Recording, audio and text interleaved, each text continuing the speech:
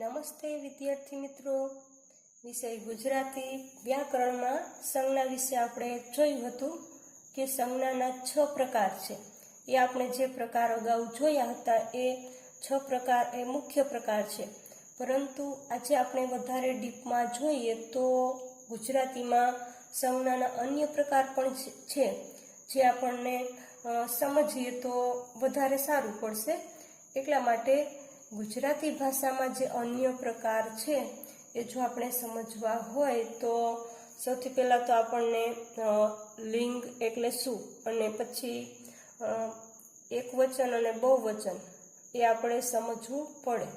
તો ગુજરાતી ભાષામાં 3 લિંગ છે. એક તો પુલ્લિંગ, સ્ત્રીલિંગ અને નપુંસકલિંગ. આ બધાને ખબર હશે. પુલ્લિંગ એટલે કે નર જાતિ,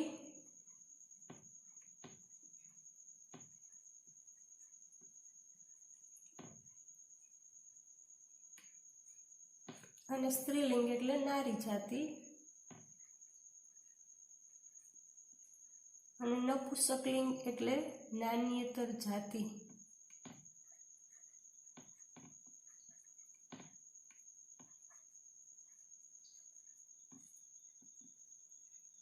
બરાબર છે. તો અહીંયા જે કોઈ પણ શબ્દ હોય એને આપણે ઓળખવો હોય કે પુલ્લિંગ છે, સ્ત્રીલિંગ છે કે નપુંસકલિંગ છે, તો એ શબ્દને ઓળખવા માટે આપણે મનમાં પ્રશ્ન પૂછવાનો કે કેવો, કેવી અને કેવું. બરાબર છે. આવો પ્રશ્ન જો મનમાં પૂછીએ તો આપણને ખ્યાલ આવી જાય કે આ શબ્દ જે છે એ પુલ્લિંગ છે, સ્ત્રીલિંગ છે કે નપુંસકલિંગ છે. હવે આપણે એક શબ્દ મૂકીએ છીએ છોકરો. છોકરો એ શેમાં આવશે? પુલ્લિંગમાં. કારણ કે આપણે મનમાં પ્રશ્ન પૂછ્યો કે કેવો. છોકરો કેવી એમ પૂછી શકાય નહીં. છોકરો કેવો તો એ કેવું થયું? પુલ્લિંગ. ત્યારબાદ છોકરી તો કેવી.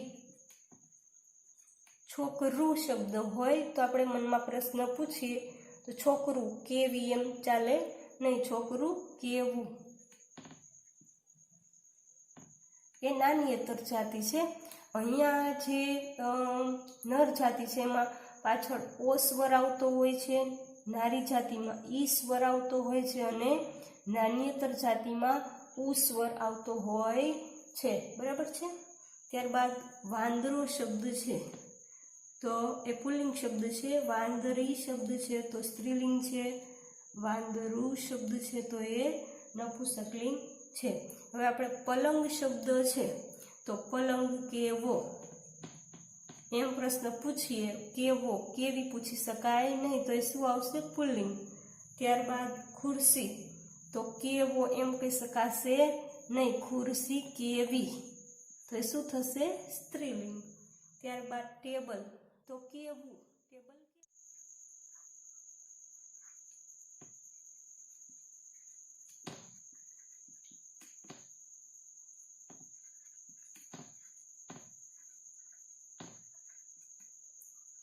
એકવચન અને બહુવચન.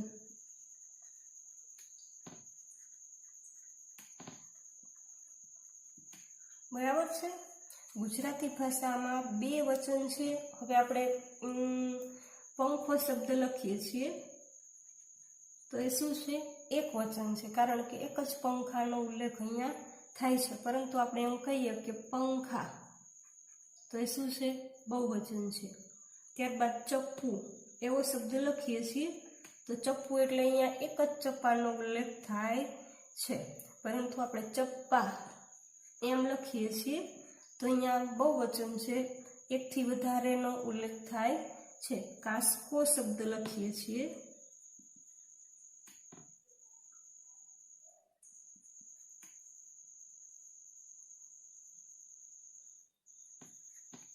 કાસ્કા. આ રીતે એકવચન અને બહુવચન આપણે શબ્દ ઓળખી શકીએ છીએ. હવે આપણે ખ્યાલ આવી ગયો કે જે શબ્દમાં જે વસ્તુ હોય કે કોઈ પણ પદાર્થ હોય કે કોઈ પણ હોય એમાં એક જ નો ઉલ્લેખ થતો હોય તો એ એક વચન છે, પરંતુ જ્યારે એકથી વધારેનો ઉલ્લેખ થતો હોય તો એ બહુવચન છે, બરાબર છે। તો આપણને લિંગ અને વચન વિશે ખબર છે। તો હવે આ વસ્તુ ખબર છે આપણને લિંગ અને વચન, તો આપણને જે સંજ્ઞાના અન્ય પ્રકાર છે એના વિશે સરળતાથી સમજાઈ જશે, બરાબર છે। સંજ્ઞાના અન્ય પ્રકારમાં એક પહેલો પ્રકાર જે છે વિકારી સંજ્ઞા।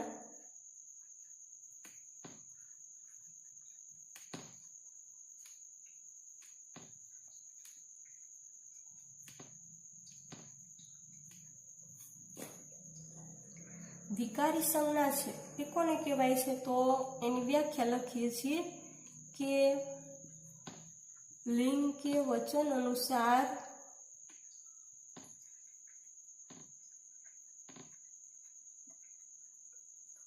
જે સંજ્ઞાનું રૂપ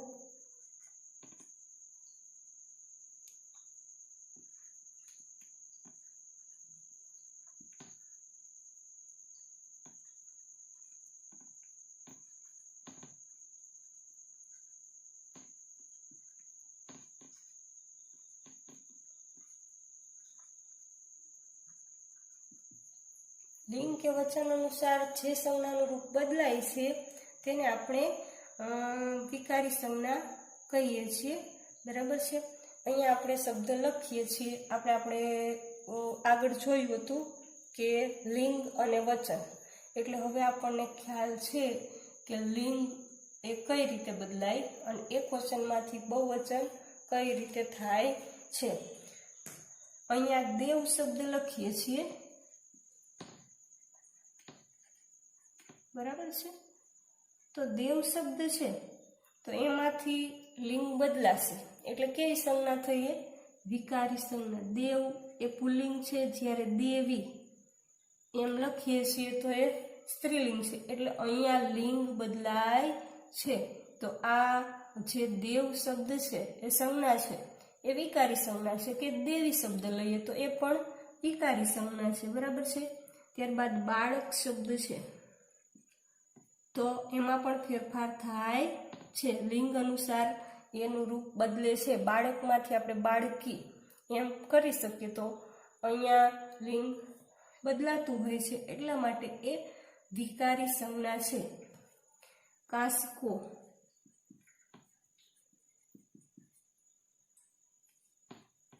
તો કાસકી, એ રીતે અહીંયા લિંગ બદલાય છે।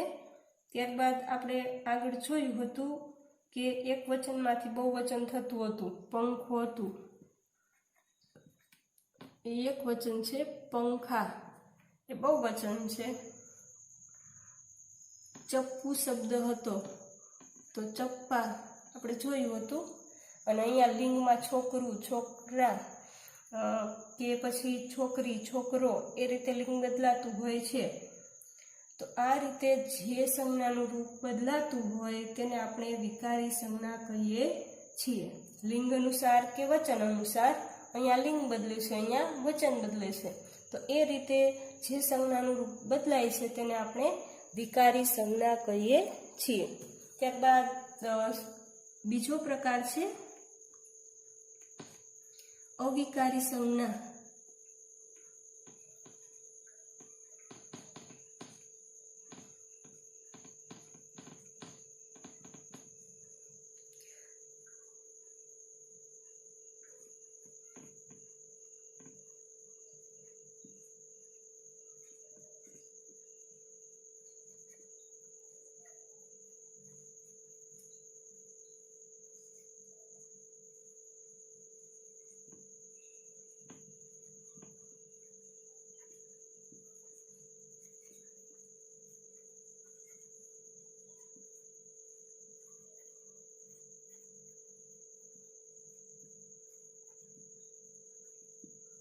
બરાબર છે।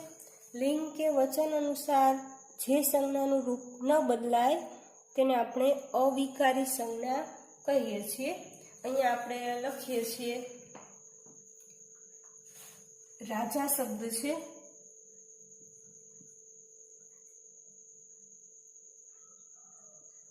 તો એમાંથી આપણે રાજી એવો શબ્દ કરી શકતા નથી. રાજા એ પુલ્લિંગ છે. જો આપણે રાજા શબ્દ એનું સ્ત્રીલિંગ કરવું હોય તો આપણે રાણી એવો શબ્દ લખવો પડે. એટલા માટે આનો લિંગ બદલી શકે નહીં. અહીંયા જ તે સ્વર બદલાય. જો સ્વર બદલાય અને લિંગ બદલે તો જ આપણે એને વિકારી સંજ્ઞા કહીએ છીએ. રાજી એ રીતે કરી શકતા નથી. જો લિંગ બદલીને એનું સ્ત્રીલિંગ કરવું હોય તો રાણી શબ્દ લખવો પડે. ત્યારબાદ નદી શબ્દ છે.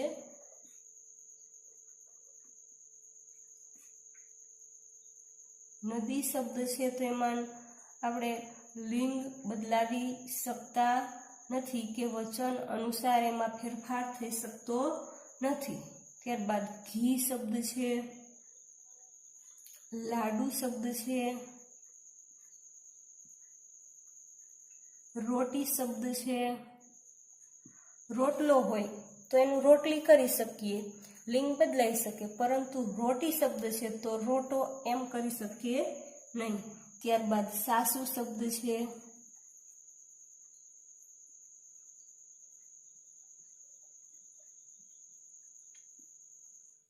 કથા શબ્દ છે,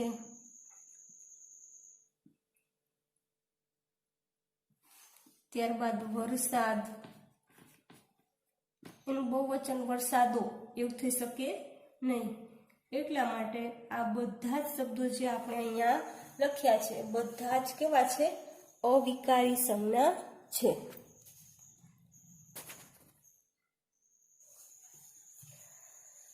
તો અહીંયા આપણે અન્ય પ્રકારમાં વિકારી સંજ્ઞા અને અવિકારી સંજ્ઞા વિશે વાત કરી. ત્યારબાદ બીજા બે પ્રકાર છે, મૂર્ત અને અમૂર્ત સંજ્ઞા. એના વિશે જોઈએ તો પેલો પ્રકાર છે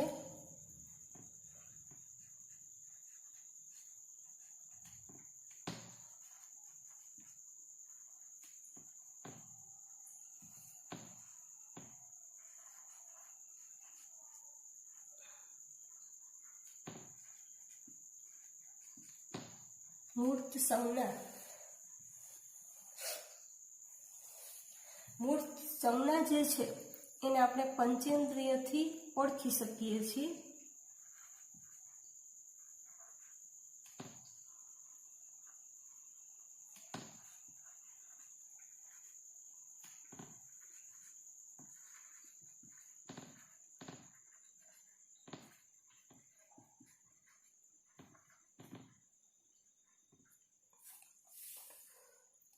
મૂર્ત સંજ્ઞાને પંચેન્દ્રિયથી ઓળખી શકાય છે.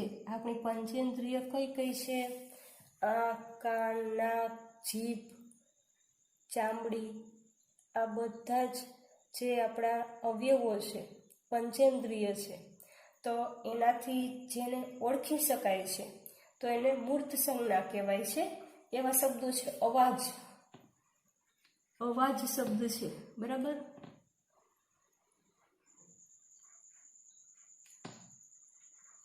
તો એને આપણે પંચેન્દ્રિયથી ઓળખી શકીએ છીએ. અવાજને શેનાથી ઓળખી શકીએ? અવાજ કાનથી ઓળખી શકાય. ત્યારબાદ ગંધ શબ્દ છે.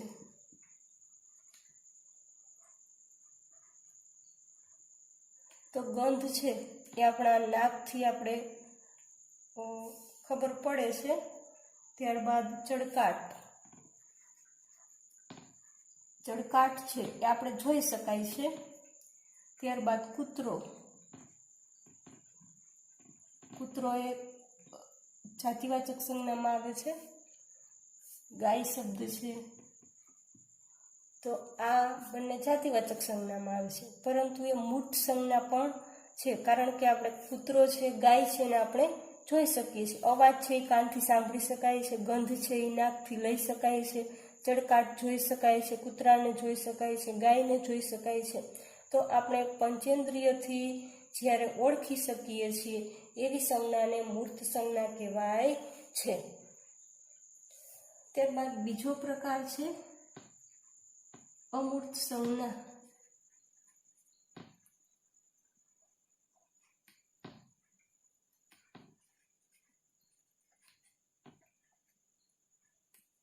અમૂર્ત સંજ્ઞા જે છે એને પંચેન્દ્રિયથી નહીં પરંતુ તર્કથી ઓળખી શકાય છે. માત્ર તર્કથી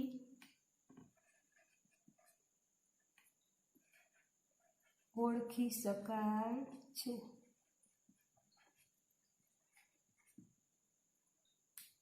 માત્ર તર્કથી ઓળખી શકાય છે એવો શબ્દ છે વિચાર. વિચાર શબ્દ છે. વિચાર એટલે શું? એ જોઈ શકાતો નથી કે સાંભળી શકાતો નથી, બરાબર છે?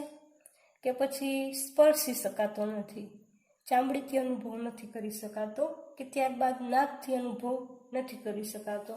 તો વિચાર શબ્દ છે એને આપણે જો ઓળખવો હોય તો આપણે તર્ક કરવો પડે. વિચાર એટલે શું? તો આવી રીતે તર્કથી જે ઓળખી શકાય છે એ અમૂર્ત સંજ્ઞા છે.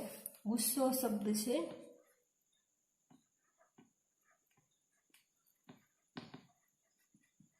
તો ગુસ્સો એટલે શું? આપણે જો તર્ક કરીએ તો એને ઓળખી શકાય છે. સુખ છે. સુખ એટલે શું?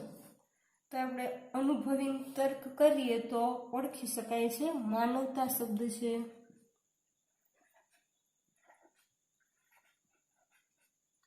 માનવતા એટલે શું? આપણે તર્ક કરીને ઓળખી શકીએ છીએ. ત્યારબાદ વિશાળતા.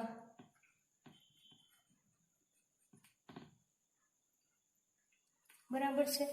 તો અહીંયા આપણે મૂર્ત અને અમૂર્ત સંજ્ઞા વિશે વાત કરી કે મૂર્ત સંજ્ઞા એટલે કે જે આપણી પંચેન્દ્રિયથી ઓળખી શકાય છે એવો જે શબ્દ છે એ મૂર્ત સંજ્ઞા છે. અવાજ છે, ગંધ છે, ચળકાટ. ત્યારબાદ અમૂર્ત સંજ્ઞા જે છે એને માત્ર તર્કથી જ ઓળખી શકાય છે એવા શબ્દો છે વિચાર, સુખ, માનવતા, આવા બધા શબ્દો છે. તો અહીંયા આપણે સંજ્ઞા અન્ય પ્રકાર વિશે વાત કરી કે વિકારી સંજ્ઞા અને અવિકારી સંજ્ઞા, બરાબર છે? ત્યારબાદ મૂર્ત સંજ્ઞા અને અમૂર્ત સંજ્ઞા. આ ચાર સંજ્ઞાના જે અન્ય પ્રકાર છે એના વિશે આપણે વાત કરી, બરાબર છે?